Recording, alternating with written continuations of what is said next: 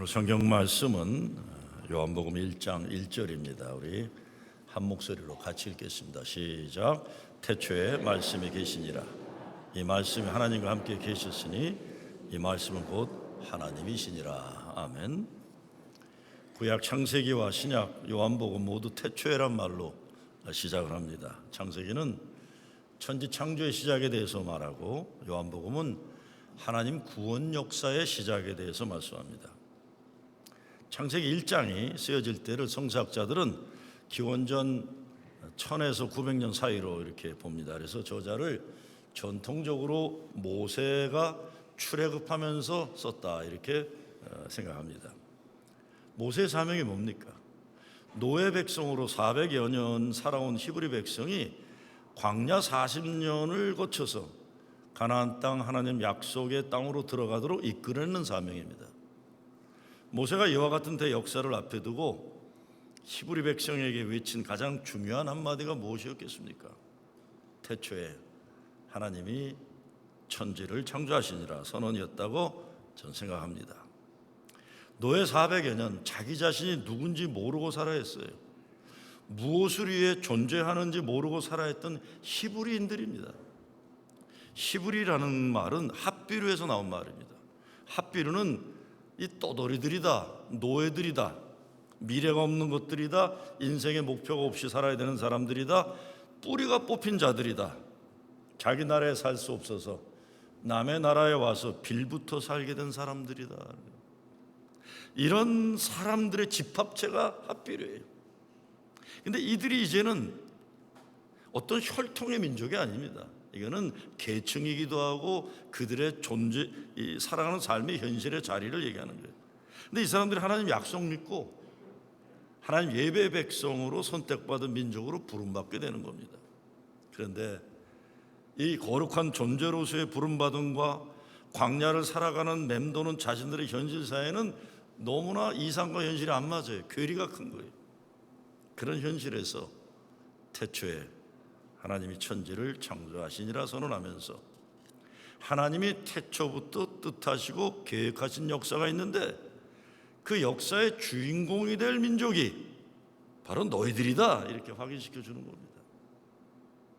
세상에서 보면 보잘것없고 세상에 보면 이게 자기 밥벌이도 제대로 못하는 인간들 같지만 바로 너희들을 하나님이 하나님의 주권적으로 택하셔서 하나님 예배 백성으로 가나안 땅의 주인으로 택해 주셨다는 겁니다. 그러니까 노예 400년의 과거 경험에 의해서 오늘과 내일이 규정당해서 안 된다는 거예요. 광야 40년의 어려운의 삶이 앞으로 가나안 땅으로 들어가 살아야 할 오지 않은 미래를 조명해 줘서도 안 된다는 것입니다. 그것이 아니라 태초에 하나님이 천지를 창조하시니라. 그러니까 그 백성의 모든 것에 앞서 하나님의 시작하심이 있었다는 것을 선언하는 겁니다. 하나님이 택하신 백성들에게는 하나님 창조의 목적이 있다는 겁니다.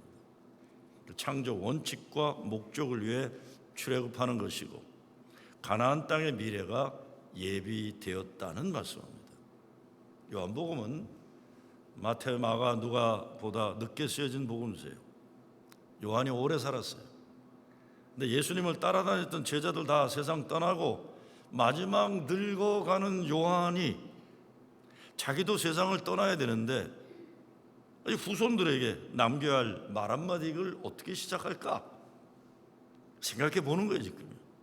그러다 성령의 감동을 받고 요한복음이 쓰여지는데 첫 시작의 말씀이 태초에 말씀이 계시니라 이겁니다. 말씀이란 헬라어는 로고스입니다. 로고스란 단어는 그리스 헬라 철학에서 천하 만물이 움직이는 진리, 이성 이겁니다. 이 진리에 가까운 한자가 도예요. 영어로 보면 the way. 그러니까 태초에 길이 있었다, 태초에 도가 있었다. 이 길이란 살아있는 길, 영원한 길, 진리의 길, 예수 그리스도라고 오늘 1장 1절은 얘기하는 겁니다. 그렇다면 요한복음을 읽으면서 초대교회 교인들이 찾은 그 길이 뭐겠습니까?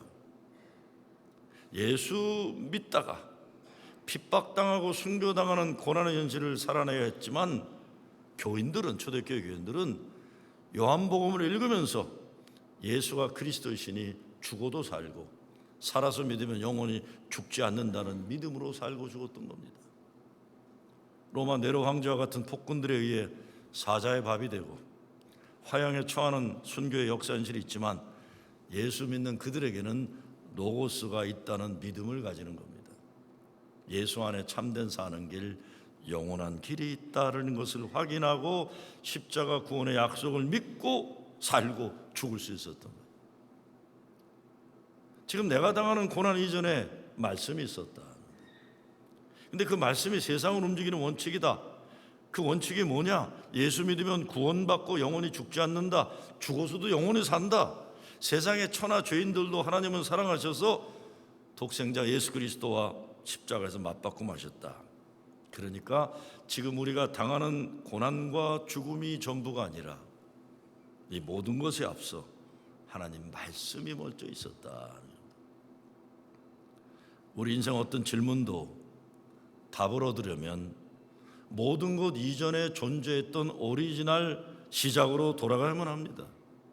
요한복음이 다른 공관복음서니까 마태마가 누가와 같은 예수 그리스도를 증거하면서도 마지막과 시작에 좀 차이가 있는 건 다른 게 아닙니다. 마태마가 누가는 예수님이 부활하시고 하늘로 승천하세요. 근데 요한복음은 하나님 시작부터 자신이 땅으로 내려오시고 사람이 되셨고 사람 속에서 구원을 위해 사셨고 십자가 죽음 후에 부활하셔서 어떻게 돼요? 다시 제자들을 찾아오시는 거예요. 오셔서 조만 밥 만들어 주시고 그리고 끝이 어떻게 됩니까? 그들과 함께하는 것을 끝을 내는 거예요.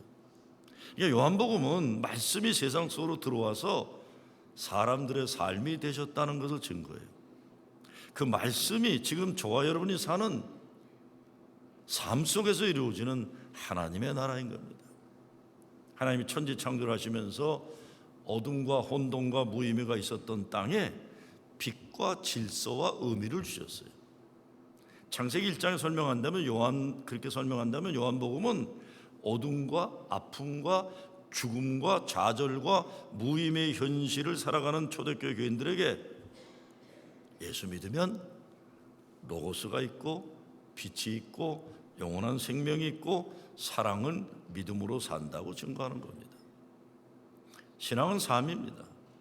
우리가 하나님을 우리 아버지라고 말하는 것은 하나님이 우리를 우리보다 더 잘하시고 우리보다 우리를 더 사랑하신다는 걸 말하는 거예요. 우리가 세상에 존재하기 이전에 하나님이 우리를 만드셨고 아셨고 계획하셨고 사랑하셨다는 것입니다. 그렇기 때문에 우리 눈에 보이는 것으로 우리 손에 잡히는 것으로 우리가 살면서 경험하는 것으로 우리 자신은 물론 우리의 현재와 미래를 판단하면 안 된다는 거예요. 태초에 말씀이 계신 것으로 우리 이전에 사랑이 있었고 우리 이전에 은혜가 있었고 우리 이전에 거룩한 목적이 있었다는 것을 그것을 가지고 우리의 오늘과 내일을 바라보라는 거죠. 말씀에 담겨있는 모든 겁니다. 진리, 빛, 사랑, 생명. 이것이 순교를 당하는 초대교회 교인들에게 들려진 복음이라면 오늘 우리들에게 들려주시는 복음입니다. 근데 태초에 말씀이 계시니라고 요한이 말하면서 여기에 대해서는 토론이나 의견 교환의 여지를 남겨두지 않아요. 그냥 In the beginning was the word. 선언이에요. 선언. proclamation. 선포예요. 설명이나 논리 전개나 설득 과정 이런 것이 아니에요. 모든 것 이전 태초에 하나님 말씀이 계셨고 그 말씀이 예수 그리스도라는 이거는 불변하는 진리다 얘기하는 거예요. 사람들이 투표로 결정하는 것도 아니라는 거예요. 사람들이 이해를 하거나 못하거나 이거 달리는 게 아니라 하나님의 절대적 선포입니다. 영원한 진리다. 오직 우리가 결정해야 하는 것은 이 말씀을 믿을 것이냐 아니냐 이것뿐이에요. 히브리 백성 이스라엘이라는 나라를 이루었어요. 그 후손들이 오늘의 유대인들입니다. 누가 뭐래도 유대 민족이 여러 면에서 오늘날 가장 우수한 민족 가운데 두드러져요. 그런데 유대민족의 우수성을 연구하는 사람들이 공통적으로 동의하는 것은 그들이 유전자가 신체적으로 환경 조건 위대하다는 것이 아니라는 겁니다. 그 백성이 가진 하나님의 백성이라는 거룩한 자화상과 자긍심이라고 얘기하는 겁니다.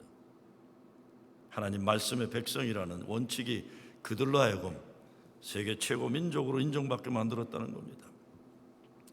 유대 아이들이 14살이 되면 남자들은 바미츠바, 여자들은 바트미츠바 회당에서 성년식을 거행해 주는 겁니다. 미츠바라는 건 말씀이라는 거예요. 커맨드먼트. 그러니까 말씀의 아들, 말씀의 딸로 잘 키웠으니까 하나님이 책임지시라 이런 거예요. 왜 14살에 했는지는 모르겠어요. 14살이 어쩌면 제일 기르기 어려운 나이인지 모르겠어요. 그때까지 주일학교 잘하고 성경 공부 잘 가르쳤으니까 14살부터 하나님 당신 책임입니다. 내 책임 다 했습니다. 이런 건지 몰라요. 아무리 공부 잘한다 해도, 아무리 잘나게 산다고 해도 하나님의 말씀으로 키워내지 않으면 실패라는 걸 얘기해 주고 있는 거예요. 창세기는 창조자 하나님에 대한 사랑과 믿음에 대한 고백처럼 요한복음은 예수 그리스도에 대한 사랑과 믿음의 고백입니다. 이렇게 믿고 고백하는 거예요. 창세기가 이 세상 창조물 모든 것 시작에는 하나님의 기쁨과 하나님의 사랑, 하나님의 거룩한 창조 목적이 담겨 있다는 고백이라면 요한복음은 예수님 그분이 계셔야만 삶은 의미가 있다. 그분 때문에 이제 로고스로 살게 되었다 고백하는 겁니다. 이 진리를 찾으면 우리 삶이 어떻게 달라지나요? 우리 인생의 주어가 나가 아니라 주님으로 바뀌는 거예요. 제가 오늘 목회수장에 있었지만 조영진 감독님이 감독으로 선출하시고 제일 먼저 기도하시면서 인용하신 기도가 당대 최고의 야구선수 바비 리처슨의 기도예요. Dear God, Your will, nothing more, nothing else, nothing less, nothing else. 아멘. 이렇게 해서 하나님, 더도 아니고 덜도 아니고 다른 것도 아닌 하나님의 뜻만 아멘. 이렇게. 요한의 순례가 송화를 완전함을 신앙 최고봉으로 제시하는데 그것은 바로 내 뜻대로 마옵시고 아버지의 뜻대로가 삶에서 실현되는 겁니다. 우리의 신앙 순례의 목표가 그것이 되어야 하는 겁니다. 애틀란타 북쪽 서버브에 알프레트라는 동네가 있어요. 거기에 작년에 미국의 최고 살기 좋은 10대 도시에 거기가 뽑혔는데 거기에 마운트 피스카 유나이티드 메트리스 처치라는 데가 있어요. 한 15, 16년 전인데 거기 담임 목사가 워렌 레이텀이라는 목사인데 거기는 고등학교도 짓고 그러니까 조지아에서는 대표적인 교회입니다. 예배당은 3,000명 들어간 예배당을 이게 쫙 짓는 거예요. 이게 끝나게 됐어요. 예배당 건축이. 근데 얘기를 들으니까 워렌 레이턴 목사가 예배당 건축이 끝나면서 남미의 평신도 사역자들 훈련하기 위해서 선교사역을 하기로 했다고. 제가 바로 알파레타 그 교회 옆에 있었기 때문에 제 목회를 많이 도와주기도 했고 제가 그 교회에 대해서 아주 친근하게 지냈기 때문에 달려갔어요. 워렌, are you crazy? 그랬어요. 아니 당신 미쳤냐? 이렇게 6,000명이 되는 교회, 예배당 3,000명 되는 예배당을 끝내놓고 이제 나이 겨우 60인데 갑자기 남미 평신도 사역자 훈련을 가느냐? 거기에 사연이 있습니다. 그건 제가 오늘은 좀 그냥 패스할 텐데 사연이 있어요. 남미에 대한데. 그랬더니 당신 미쳤냐 그랬어요. 어떻게 6,000명 교회를 3,000명 예배당 끝나고 선교사로 가느냐? 그랬더니 몸이 정말 크신 분이 인간 산맥보다 더 큰 분인데 목소리는 막 굵은 바리톤이에요. No, I'm not crazy. 그래요. I'm not crazy. 그래요. I started my ministry here when we were 10 people in this church. 10명 있을 때 목회했다. And now we have 6,000 members. 6,000명이 되었다. 교회가 6,000명이 되고 나니까 지난 몇 년 동안 예수의 이름은 얘기가 줄어들고 내 이름이 자꾸 너무 많이 나오기 시작한다. 내가 떠나야만 이 교회 예수의 이름이 높여질 것이라고 난 믿는다. 여기 저 위에 우리 이면희 감리사님 계시는데 내 이야기하면 너도 선교사라 가라 할지 몰라서 내가 좀 불안하긴 하지만, 저는 미국 목사들 보면요, 나라가 넉넉하고 뭐 이렇게 그래서 그런지 그렇게 내 거 챙기는 거에 약해요. 아이고, 제가 조지아에 있을 때는 동남부 사우스 이스트는 좀 큰 교회 목사들은 모임들이 있었는데, 거기에 버밍햄 알라바마에 개척해서 2,000명을 넘긴 저보다 한 2살 많은 목사가 하나 있었어요. 모임을 갔는데 새해에 어떻게 계획이냐 그랬더니 2,000명 넘는 교회 미국 목사가 자기 감독한테 파송을 신청했대요. 뭘 더 큰 교회 가냐 그랬더니 아니래요. 부목사로 가게 해달라고 신청했대요. 그래서 사람들이 깜짝 놀란 게 너 왜 그러냐 그랬더니 자기가 가만히 생각해 보니까 개척해서 2,000명 될 때까지 자기만 사역을 열심히 한 게 아니라 젊은 부목사들이 헌신적으로 희생적으로 해서 이 교회를 같이 컸는데, 이게 60대고 보니까 자기도 이제 좀 젊은 목사들을 돕는 일을 하고 싶다 그래서 부목사로 파송되어 간 거예요. 여러분 가운데 너도 그러면 안 될까? 이런 분들 그러지 마. 난 안 그래요. 난 안 그래요.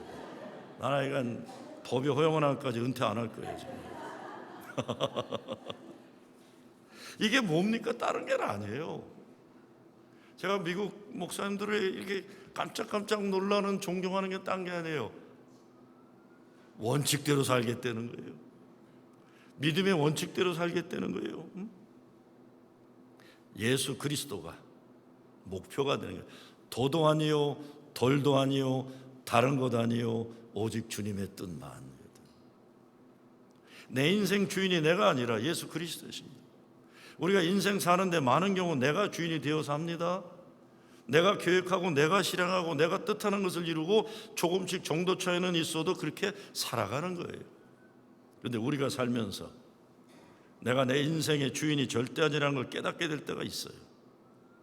어떤 경우에는 삶 속에서 조금씩 깨달아지기도 하지만, 많은 경우에는 인생 벼랑길에서 떨어져 보던가 막 달려가다가 멈추지 못해서 갑자기 돌벽에 꽝 부딪혀서 산산조각이 나 무너진 다음에 보는 거예요. 이거 내가 내 인생의 주인이 절대로 아니구나. 아프게 깨닫는 거예요. 그럴 때 우리는 돌아갈 수밖에 없어요. 나의 주인 되시는 예수 그리스도 주님께로만 돌아가는 겁니다. 태초에 말씀이 계시니라. 어떤 주석가들은 모든 것에 앞선 하나님의 사랑, 하나님의 은혜, 하나님의 목적으로 보게 돼요. 우리 인생 모든 것 앞에는 하나님의 창조의 목적이 있다는 겁니다. 예수님이 우리에겐 창조 질서이며 창조 목적이에요. 말씀, 가르침, 그분의 십자가와 부활이 우리 인생의 모든 것에 앞서야 되는 거예요. 부모가 되어 아이들 키울 때도 태초의 말씀이 계시니라입니다. 직장 생활할 때도 사업할 때도 태초의 말씀이 계시니라. 혼돈, 무질서, 무의미가 눈에 보이고 손에 잡히는 엄연한 현실 같지만 아니다. 여기에 태초의 말씀이 계시니라 선포하는 거예요. 예수님 우리 가운데 계시기 때문에 creation out of chaos, 혼돈 가운데 창조, 그 창조가 말씀이 육신 가운데 우리 가운데 거하시네. 우리가 그 영광을 보니 아버지의 독생자 영광의 은혜와 진리가 충만하더라. 자녀 교육 성공은 말씀의 자녀로 키우는 겁니다. 말씀의 자녀로. 벌써 오래전인데 우리 코리안 아메리칸 이민자로서 자랑스러운 일이 있었어요. 하와이에서 과학경시대가 열렸는데, 수학경시대 열렸는데 이게 한국 아이가 들어간 팀이 1등을 했어요. 1등으로 발표됐는데 그 아이가 집에 가서 나중에 자기가 받은 성적표를 보니까, 그 시험걸 보니까 자기가 틀리게 썼는데 시험관이 잘못해서 그걸 맞게 쓴 거예요. 됐다는 거예요. 그래서 이 아이가 자기 팀 멤버들에게 연락을 했어요. 사실 내가 틀렸는데 시험관들이 잘못해서 맞게 했다. 그랬더니 그 다른 팀 애들도 얼마나 착한지, 그럼 이거 고쳐야 된다 그래갖고 선생님들한테 얘기하고 그 선생님들이 학력경시대 본부에 신고를 하게 됩니다. 그래서 1등 했던 애들이 3등으로 발표가 돼요. 그런데 하와이 주지사가 그걸 알고는 너무 좋아하면서 이 거짓된 1등보다 정직한 3등이 이 나라에 우리 아이들이 가져야 할 삶의 가치관이다. 신문에 그냥 대대적으로 났던 거죠. 우리가 인생 살면서 내 인생 어떤 결정을 할 때 기준이 내 이익이나 편리가 되면 교회도 망하고 나라가 망합니다. 원칙이 있어야 하는 것, 무엇이 하나님 나라의 원칙인 것을 세상에 제시하는 것이 교회의 사명이에요. 요한복음이 쓰여졌던 시대는 유대민족이 로마 제국의 식민지였던 거였어요. 조금 지나서 요한복음이 쓰여지고 조금 지나서 유대민족은 2000년 동안 로마 제국이 완전히 망하는 바람에 디아스포라 2000년 역사 살아야 됐어요. 성경은 누구의 어떤 말씀이냐, 누구에게 들려는 말씀이냐? 구약은 노예 백성들이 하나님의 예외 백성으로 살도록 말해주는 거예요. 신약은 특별히 요한복음은 식민지 백성들이 하나님 나라의 주인으로 사는 세상의 가치관을 제시해 주는 겁니다. 교회도 마찬가지입니다.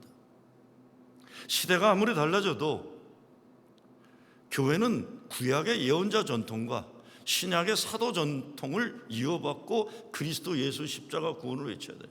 그게 뭡니까? 시대가 아무리 달라져도 그 어떤 제국주의적인 가치관을 두둔해 주는 교회가 되면 안 돼요. 그들에 의해서 죽임당하고 인권이 침해당하고 고통당한 가난하고 힘없는 자들을 위로하고 그들의 존엄을 회복시키는 하나님 나라의 가치관을 세상에 외치는 거예요. 군사 강대국에게 침략당한 백성들에게 예수님 평화를 위해 일하는 사람들 되라고 외쳐주는 거예요. 이것이 교회 사명이며 성도들이 살아가면서 가져야 할 가치관입니다. 이 시대 아픔이 뭡니까? 이 시대 아픔이 뭐예요? 많죠. 많이 있겠지만 구체적으로 보면 미국 땅을 생각할 때 여기저기로 함부로 고개를 드는 인종차별의 현실이에요.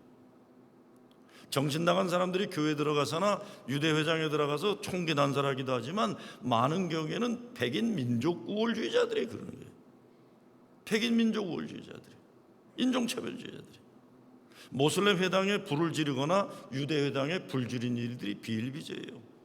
뉴욕 맨하탄 한복판에서 지금 이 백주 대낮에도 동양인들에 대한 차별들이 있고 유대인들에 대한 얼마 지난주에도 있었죠. 폭력 행위들이 있는 거예요. 이것이 뭐 아랍 테러리스트들보다 미국에는 백인 민족 우월자들의 총기 사건 때문에 더 많은 사람이 죽고 있어요.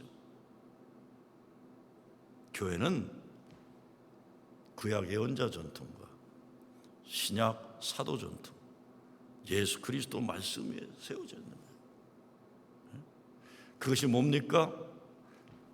예수님 사역의 내용은 가난한 자들에게 복음이 전파되고 약한 자들의 권익을 보호하고 아픈 자가 고침받고 모든 세상 공평하고 정의롭고 평화로운 세상을 이루는 희년의 역사를 이루는 하나님 나라 이 땅의 실현이에요. 그래서 교회는 하나님의 정의와 평화와 세상을 위해 인종차별과 같은 사탄마귀 권세를 물리치는 사명이 있는 겁니다. 요한복음 1장 4절 말씀에서 그 안에 생명이 있었지라고 해요. 예수 안에 생명이 있다. 요한복음 20장 31절에 보면 너희로 믿고 그 이름을 힘입어 생명을 얻게 하려 함이라. 그래서 거꾸로 말하면 예수가 없으면 사는 게 아니라는 거예요. 우리가 이건 사람이 사는 게 아니라는 게 예수 없으면 사는 게 아니라는 거예요. 요한은 또한 생명은 사람들의 빛이라고 했어요. 왜 빛이 필요합니까? 내 속에 있는 어둠을 물리치기 위해서. 예수 그리스도가 내 안에 들어와야만 내 속에 있는 어둠이 사라집니다. 이 땅에 살아가면서 아픔과 슬픔 자체가 문제가 아니에요. 육신을 가지는 모든 인간, 어느 인간도 아픔과 슬픔은 삶에 주어진 현실이에요. 그런데 하늘로부터 내려오는 기쁨과 행복이 없으면 넉넉히 이겨낼 수 없는 거예요. 하나님으로부터 내려오는 평화가 있으면 이길 수 있어요. 말씀이 없는 세상은 어둠의 세상, 예수님이 이 어둠을 밝히는 빛으로 오셨는데 이 생명은 사람들의 빛이라는 겁니다. 우리가 할 일은 뭡니까? 영접하는 거죠. 영접하는 거. 우리가 살면서 우리들의 삶을 혼돈과 공허와 흑암의 영향력에 사로잡히게 만드는 많은 경험을 하고 살아갑니다. 이것이 살아오면서 경험하는 아픔들, 상처들, 실패의 열매들이에요. 그런데 때로 이런 것들의 영향력이 너무나 커요. 그래서 나의 인생을 아프게 하고 짓누르게 하고 기죽게 만들기도 하고, 그래서 계속 불행한 콘셉트로 살아갈 수밖에 없어요. 우리의 힘으로 헤어나지 못해요. 그것만이 아니라 그래서 오늘 현실은 물론 미래에 대한 어떤 소망을 가지지 못하고 기쁨을 누리지 못하고 사는 겁니다. 어떻게 이 현실을 이겨냅니까? 우리 인생 가장 아픈 곳에, 어두운 곳에 하나님 말씀이 들어와야만 하는 거예요. 그 말씀 속에 생명이 있고 영광이 있고 은혜와 진리가 충만한 겁니다. 천지를 말씀으로 창조할 때 하나님이 빛이 있으라 하심에 빛이 있었고 그 빛이 하나님 보시기에 좋았더라고 됐어요. 순서가 어떻게 됩니까? 하나님 말씀이 있어요. 그리고 빛이 있고 그리고 하나님 보시기에 좋았더라. 그래서 여러분 2020년 새해를 시작하면서 여러분의 입에서 올해 한 해는 참 좋았더라 이 말이 회복되어야만 합니다. 참 좋았다. 오늘 집에 가서도 속삭이는 아들 보고 너 참 좋다, 너 때문에 좋다. 왼수 같은 딸 보고 너 때문에 참 아빠는 좋다. 그러기 위해 말씀으로 빛으로 여러분의 삶을 채워야 돼요. 이것이 믿음입니다. 말씀이 먼저예요. 인도의 성자 선다싱의 이야기에 보면 많은 곳을 여행 다니던 한 사람이 그에게 고백하는 이런 이야기가 있습니다. 나는 모하메드의 무덤을 보았는데 그것은 매우 화려하며 다이아몬드와 여러 값진 물건들로 치장되어 있었다. 사람들은 나에게 말하길 여기에 모하메드의 뼈가 묻혀 있다고 했다. 나폴레옹의 무덤도 가봤는데 사람들은 여기에 나폴레옹의 뼈가 묻혀 있다고 했다. 그러나 예수 그리스도의 무덤을 보니 그것은 열려 있었다. 아무런 뼈도 없었다. 그리스도는 살아계신 분이기에 그 무덤은 지금까지 2000년간 열려 있는 것이다. 내 가슴 또한 그리스도를 향해 열려 있다. 그분은 지금 내 가슴에 살아계신다. 그분은 모든 그리스도인들의 삶에 살아계심으로 살아계신 주님이시다. 진정한 기독교인들은 그리스도를 믿는다고 고백하는 사람들이 아니라 그분을 소유한 사람들이다. 태초에 말씀이 계시니라. 2020년 새해 여러분 가정에서도 교회에서도 자녀 교육할 때도 직장생활 할 때도 사업을 할 때도 모든 일에 있어서 태초에 말씀이 계시느니라. 이 선포를 믿음으로 승리하는 여러분 되시길 주의 이름으로 축원합니다. 아버지 하나님 감사합니다. 2020년 새해 모든 것에 태초에 말씀이 계시니라 믿음 가지고 살게 하여 주시옵소서. 예수 그리스도 이름으로 기도드리옵나이다.